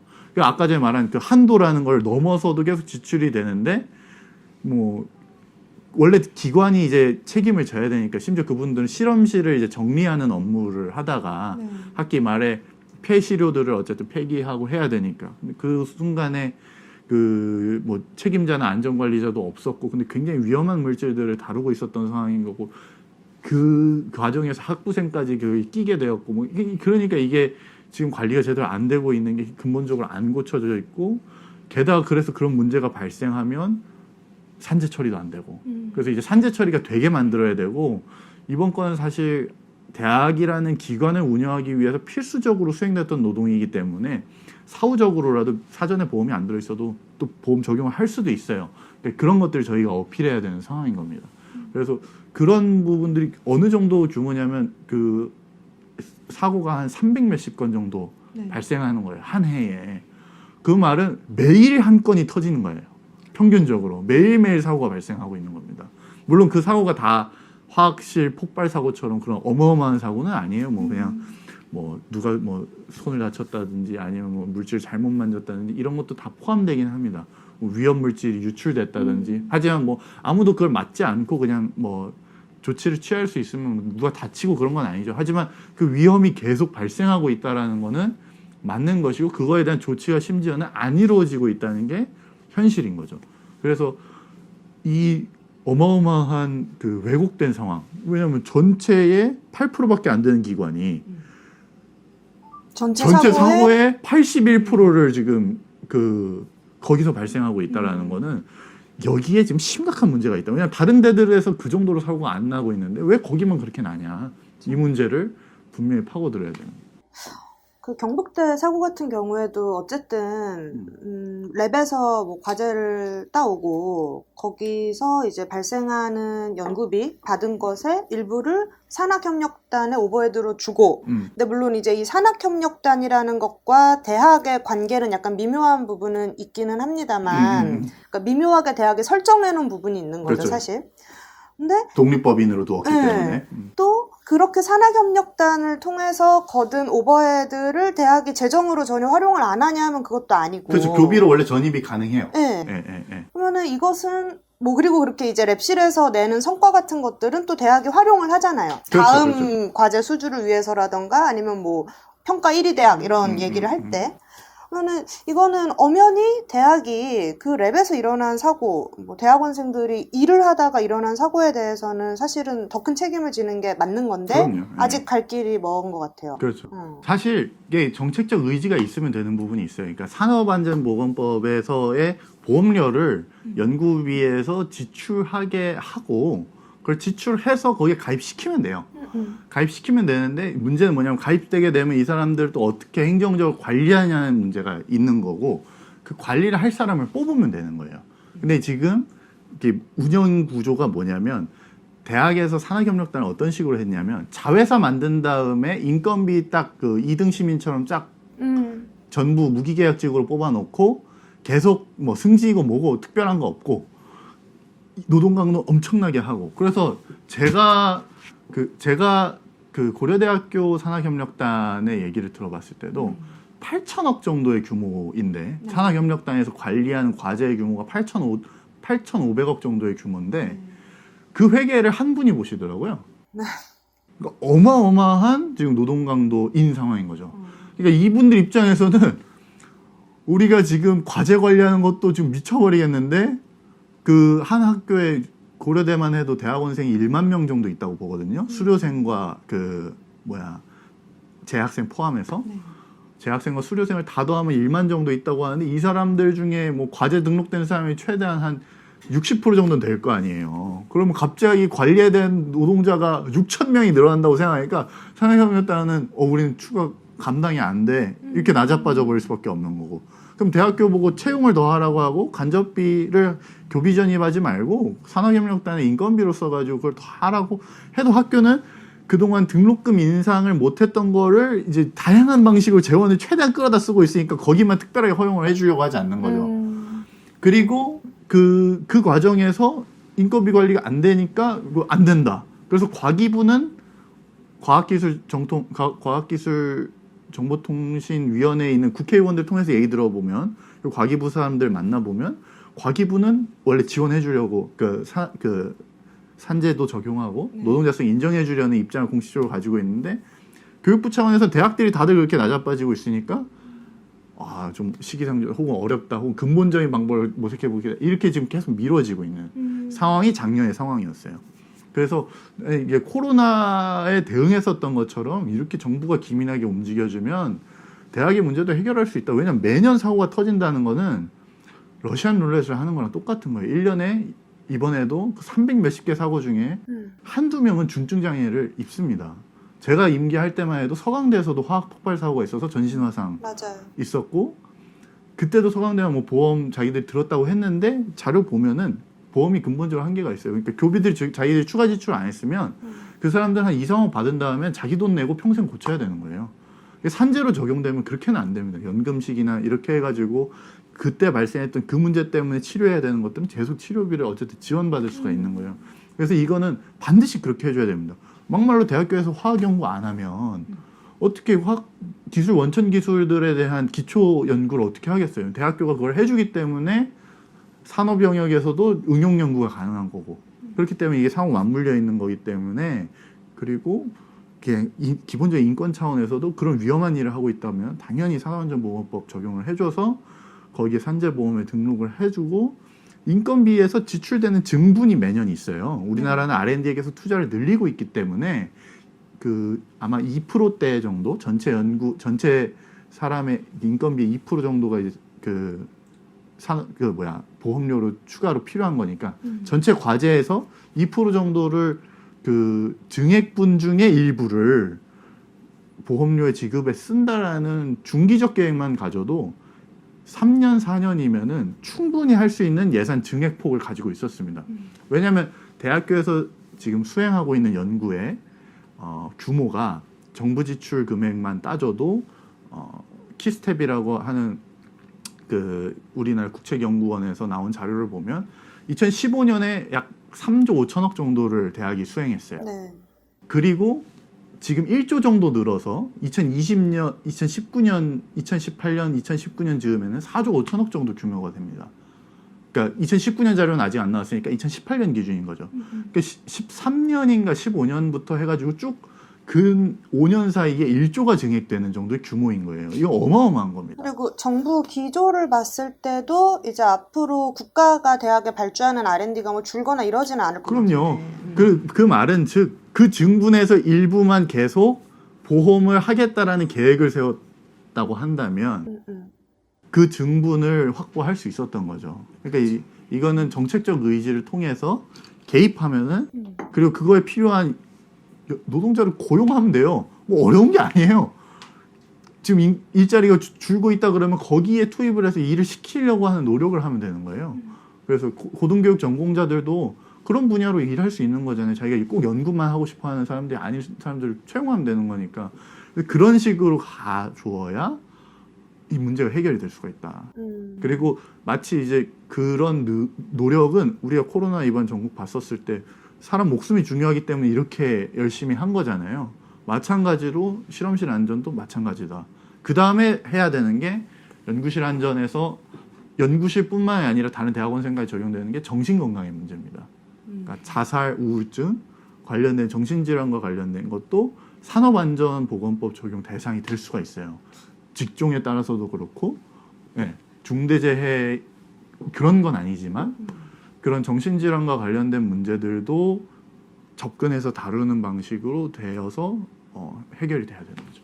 상대적으로, 그러니까 매우 상대적으로 이제 미국이나 캐나다 지역의 대학들은 좀 교수와 학생 사이의 관계 같은 것들이 꽤나 수평적이고 좀 탈권위적인 부분이 있잖아요. 이제 그건 물론 그 나라 문화권의 특유의 어떤 분위기도 있겠지만 사실 1960년대부터 대학원생 노조가 계속 운동을 해와서 정착시킨 어떤 풍토 같은 것도 있는 거고. 그렇죠. 근데 그럼에도 불구하고 자료를 보면은 뭐 미국 대학원생의 약 12% 정도가 우울증 소견을 가지고 있다 뭐 이런 통계가 있더라고요.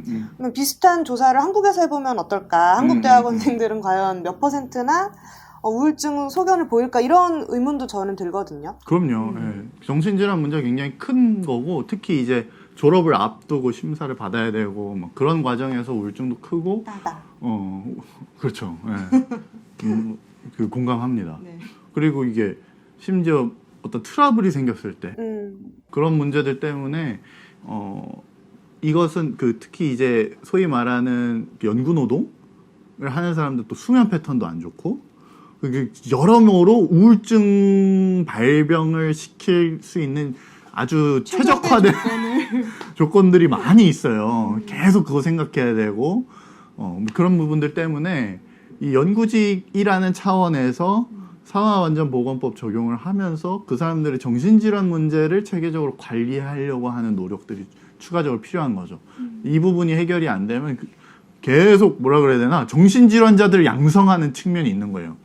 그 사람들이 나중에 근데 학위를 받고 사회로 나가서 활동해야 되는 분들인데 그런 것들이 제대로 고쳐지지 않거나 혹은 스스로 자각하지 못한 상황에서 뭐 생기는 사회적 문제나 이런 것들을 고려해 보면 이 문제도 실험실 안전만큼 생사를 오고 가는 비율은 적을 수는 있으나 근데 우울증 문제가 이제 자살이나 이런 문제로 연결되다 보면 이것도 굉장히 치명적인 문제가 될 수 있기 때문에 굉장히 좀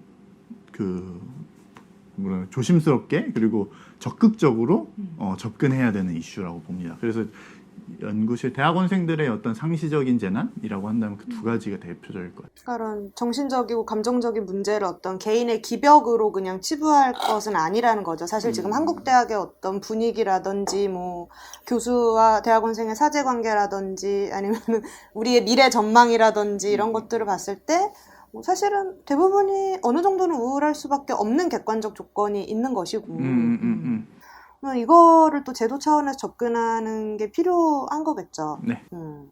그래서 심리 상담 이런 부분들 이런 것들에 대한 그 심리 상담 그다음에 이제 그 우울증을 만들게 되는 그런 다른 요인들에 대한 관계 재정립 이런 것들이 필요하게 되는 겁니다. 상시적 재난의 장소로서의 대학에 대한 얘기를 하다 보니 좀 모아지는 지점이 있는 것 같아요. 그러니까 고용 불안의 문제 같은 것들도 그렇고 아까 안전에 대해서 얘기하신 것도 그렇고 제가 이렇게 봤을 때는 그러니까 지난 2년간의 어떤 기억을 반추해봐도 그렇고 대학원생들이 분명히 학교 안에서 일을 하고 있잖아요. 그게 취미 활동도 아니고 대학이 돌아가는데 기여를 분명히 하고 있단 말이죠. 그리고 현상적으로 봤을 때 그거는 대학 밖에서 일어나는 여러 가지 뭐 행정노동이라든가 아니면 기타 연구 관련된 노동이라든지 강의 노동과 내용적으로 다르지 않은데 다만 대학에서는 그것을 아직 노동이라고 명명하지 않고 있기 때문에 생기는 문제들. 그렇죠. 네, 그러니까 현실과 그 이름이 일치하지 않기 때문에 생기는 문제들이 굉장히 많다 아직까지. 그럼요. 그래서 노조를 계속 하시고 계시는 거기도 하죠. 네, 마치 본인은 안 하는 것처럼 이렇게 얘기하는데 오늘은 약간 제가 진행자의 역할에 몰입을 오케이. 하고 있기 때문에 저도 하고 있죠. 예, 네. 했었고. 그래서 그런 부분들이 결국엔 이제 노동을 어떻게 관리하느냐 그리고 그 노동하는 사람을 우리 사회에 어떤 위치로 두느냐 이런 문제랑 같이 연동이 돼 있을 거라고 생각을 합니다. 좋은 말씀입니다. 여담 타임으로 지금까지 좀 딱딱한 얘기를 많이 했어요. 근데 엄청 중요한 얘기입니다. 물론 딱딱하지만 원래 중요한 얘기는 딱딱하고 맞아요. 재미가 좀 없어서. 진중하게 해야 됩니다. 왜냐면 사람 생사에 관련된 얘기를 했으니까. 네. 그러면은 저는 그것도 궁금해요. 사실 제가 임기 끝나고 태경 씨를 안 본 지가 좀 된 것 같거든요. 그렇죠. 참 행복하게 살았었습니다 그동안. 임기 중에는 저희가 거의 일주일에 5일을 같이 일정을 하고 막 그랬는데 그랬던 때들도 있었죠. 네. 그러다가 이제 안 만나니까 뭐 특별히 연락은 안 하게 되긴 하더라고요. 일이 없으면. 근데 이제 형식상 네. 제가 예의상 여쭤보자면 이제 태경 씨도 학교에서 박사 과정을 밟으시면서 네. 뭐 조교로도 일을 하시지만 또 본인이 강의를 하고 계신 것도 있고 네. 연구를 하고 계신 것도 있잖아요. 네네네 그렇죠. 근데 이 코로나 사태가 터지면서 사실 사람들이 이렇게 어떤 물리적인 공간 안에 한데 모이는 것 자체를 굉장히 꺼려 하다 보니 그렇죠. 하면 안 되는 상황이 되다 보니 강의 노동자들이 실질적으로 자기 삶이 많이 바뀌었다는 얘기를 좀 들었어요. 맞아요. 네. 그러니까 저는 이제 대학교에서 강의를 했던 건 아니고 강의는 이제 그 제가 모의 연구 단체에 소속돼 있는 사과나무라는 곳에서 이제 그 그냥 신청자들을 받아가지고 강의를 했었는데 그 강의 중간에 끊기게 돼버렸어요.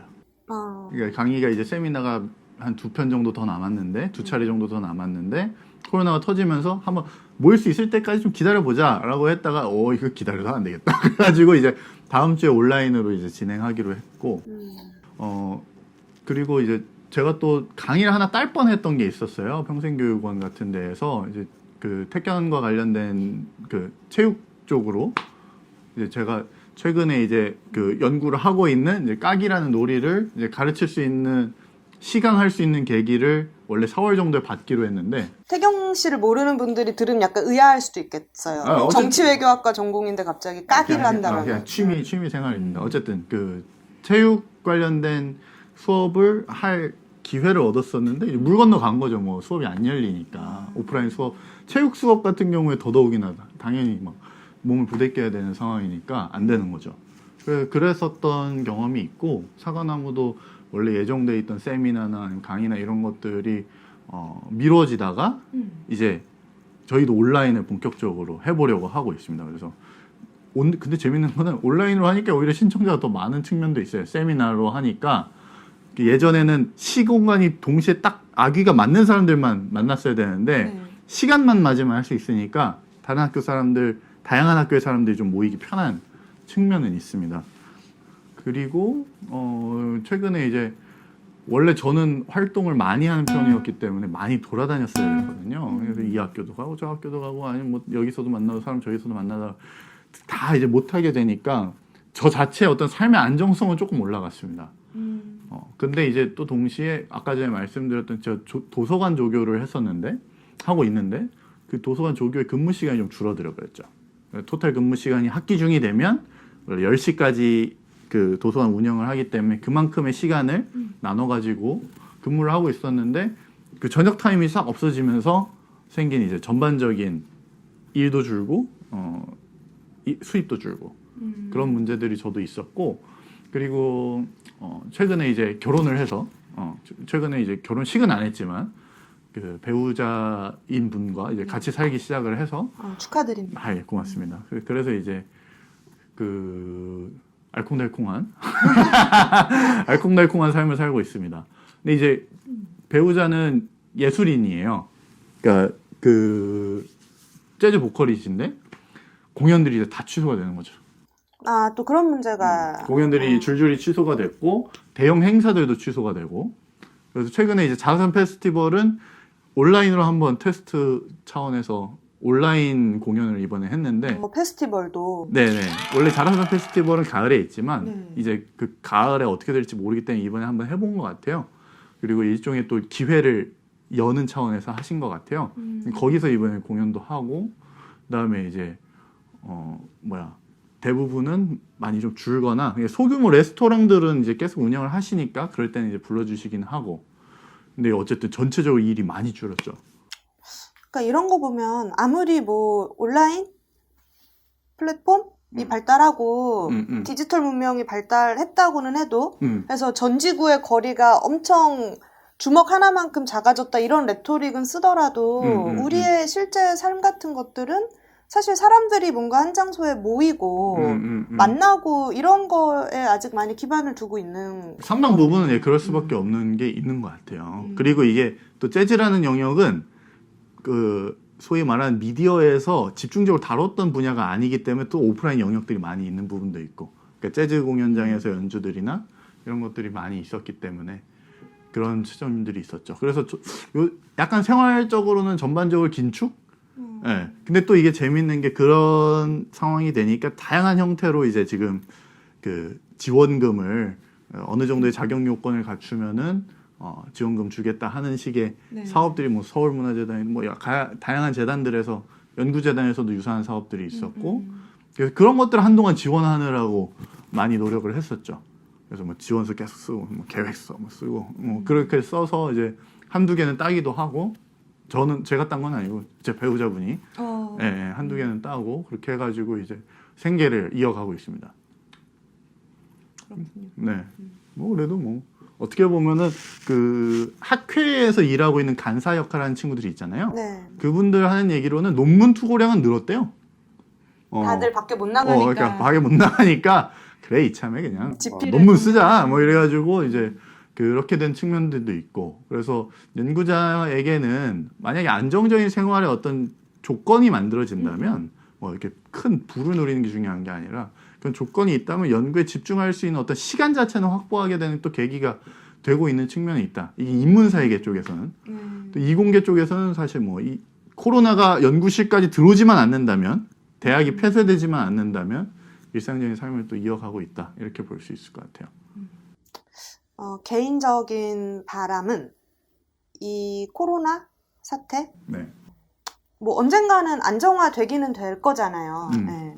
근데 이제 그 한시적인 기간 동안 어떻게 하면은 질병을 통제할 것인가에만 너무 다들 몰두할 것이 아니라 이제 이런 상시적이지 않은 상태가 드러내 보인 뭐 대학이라든지 사회라든지 그런 부분들에 대한 생각은 나는 좀 유지를 해갔으면 좋겠거든요. 그러니까 지금 제기된 질문들을 이 질문이 제기됐던 어떤 상황이 끝난다고 해서 다시 잊어버리거나 폐기하지 말고 그 대학에서 제기된 질문들이 계속 이어지게 하려면 또 노조가 할 일이 많아요. 그럼요. 네, 맞습니다. 앞으로의 계획 얘기해 보시죠. 앞으로의 계획. 일단 저는 아까 전에 말씀드렸지만 이제 문재인 정권이 고용보험을 전격적으로 확대하겠다라는 입장을 냈고 그 부분이 연구자에게도 적용되는 방향으로 바뀌어야 된다. 첫 번째. 그다음에 이제 두 번째로는 산업안전보건법의 연구실들, 대학의 연구실들 그리고 대학의 연구과제를 수행하는 사람들이 들어가야 된다. 그 두 가지가 일단은 되게 중요한 사회적 합의에 기반한 우리들의 요구가 될 것 같아요. 그리고 전 정책위원장으로 있기 때문에 그런 것과 관련된 정책 제안과 입법 그리고 조사 이런 것들을 계속 하게 되지 않을까 싶습니다.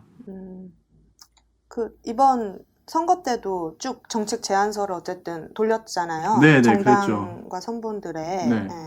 좀 어땠나요? 성과가 있으셨나요? 일단은 정의당은 적극적으로 검토를 하셨고 뭐 수용할 수 있는 것들을 최대한 수용하겠다라는 의사를 좀 보내주셨고 그 외에 노동당 그리고 뭐 또 답변 주셨던 곳이 녹색당 그리고 기본소득당 이렇게 해서 전반적으로 그냥 찬성한다라는 그 대답을 주셨고 몇 가지 코멘트들도 함께 주셨습니다. 그래서 뭐 그 당들과 공조할 수 있는 부분들은 또 국회에서 시도해야 될 것 같고 메이저 정당들은 아마 이번에 코로나 전국 때문에 모든 이슈가 빨려 들어가서 대답을 똑바로 못 해줬던 것 같지만 이제 국회 상임위가 정해지고 나면 그 과방위, 그다음에 환노위, 그다음에 교육위 이 세 개 위원회에 있는 의원들에게는 정책 제안서를 다시 한번 회람하면서 우리와 공조할 수 있는 의원들을 찾아내가지고 그 의원들이 우리가 요구하고 있는 입법들을 하도록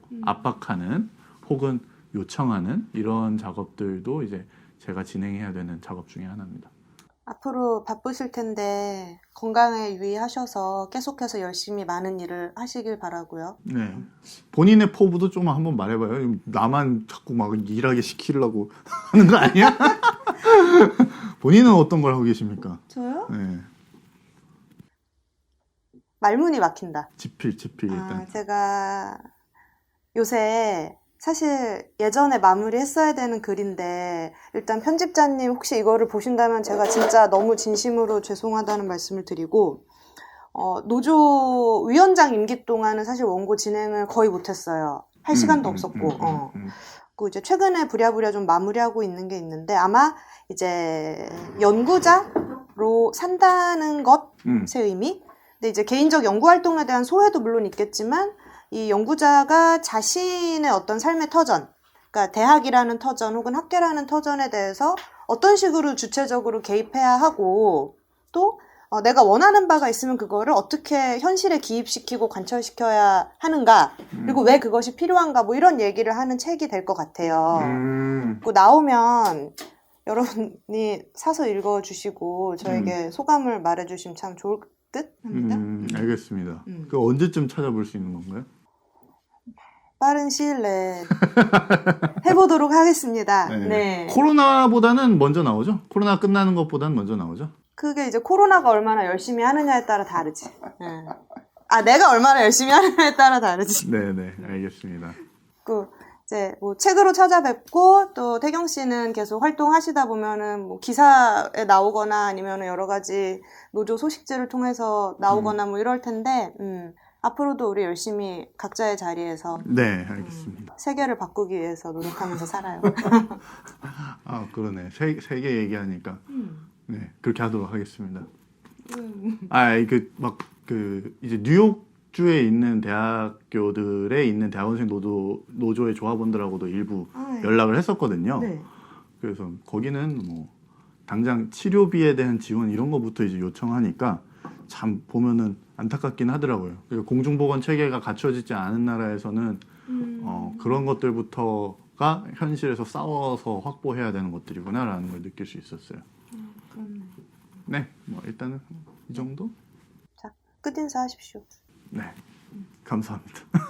구독, 좋아요 눌러주세요. 이런 거 해야 되는 거 아니에요? 해야 돼요? 해야 되지 않을까? 해주세요. 어떻게 어떻게 짜보자. 뭘 짜봐. 구독과 좋아요, 알림 설정을 눌러주시면 참 좋을 것 같습니다. 네. 구독은 하시고 네. 좋아요는 이걸로 해주시고 알림 설정 제가 딸랑딸랑 해줄게요. 구독은 하시고는 뭐야? 그냥 말하라고? 네. 뭐 구독, 좋아요, 알림 설정 이렇게 하는 거 어때요? 내 생각에 이 부분 사장님 편집 안 하고 지금 왈가왈부하는 거 다 그냥 내보내실 것 같은데? 아주 재밌어요. 아주 재밌어요. 흥미진진하게 재밌습니다. 시키는 대로 또 내가 잘하죠. 네. 여러분 구독과 좋아요, 알림 설정까지 해주시면 감사하겠습니다. 네. 자 그러면 다음에 어디선가 또 만나요. 안녕.